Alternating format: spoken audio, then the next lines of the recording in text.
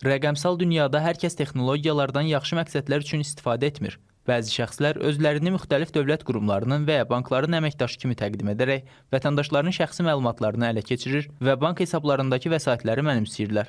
Paytaxt sakinləri də tez-tez bu kimi fırıldaqçılıq halları ilə üzləşdiklərini bildirirlər. Bankların və ya mağazaların istəməyəcəyi məlumatlar istənilə bilir. Bunlar çox şəxsi məlumatlar ola bilir.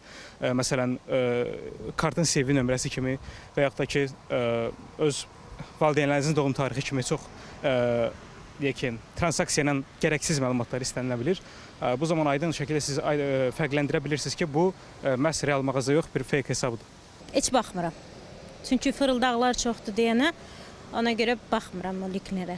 Çoxalıb nə üçün adi insanlar nəsə məsəl üçün satdığa qoyanda onlara cürbəcə belə adamlar zəng vurur. Deyirlər ki, alırıq malı, hesab nömrənizi verin, pul ataq sizin kartımıza, malı görməmiş, bir baxmamış, bilinir ki, nəsə bu düzgün adamlar deyil. İnformasiya texnologiyaları üzrə mütəxəssis Elvin Həsənovun sözlərinə görə vətəndaşlar bu cür rəqəmsal dələduzların qurbanı olmamaq üçün şəxsi məlumatlarını diqqətlə qorumalıdırlar.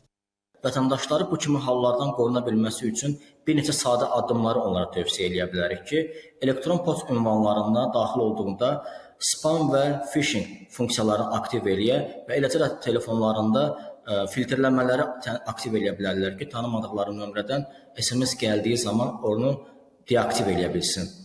Ümumiyyətlə, əgər vətəndaşa hər hansı bir məlumat xarakterli bir mətn gəlibsə və ya həvəsləndirici bir kampaniya qarşısına çıxıbsa, tövsiyə olunur ki, vətəndaş heç bir halda həmin o linkə daxil olmasın və linkin təklif elədiyi faylı birmənalı olaraq yükləməməlidir. Daxili İşlər Nazirliyi də bu kimi hallara qarşı vətəndaşları ehtiyatlı olmağa çağırır. Şübhəli mesajlara cavab verməmək və ya şübhəli linklərə keçid etməmək tövsiyə olunur. Bank kartları vasitəsilə dələduzluq halları, saxta zənglər edilməsi və hesab məlumatlarının ələ keçirilməsi cəhdləri var. Fırıldaqçılar adətən özlərini bank əməkdaşları kimi təqdim edir və kart məlumatlarını, SMS ilə göndərilən təsdiq kodunu ələ keçirməyə çalışırlar. Unutmaq lazım deyil ki, heç bir bank əməkdaşı vətəndaşa zəng edib ondan şəxsi məlumatlarını və ya CVV, PIN, SMS təsdiq kodunu istəmir.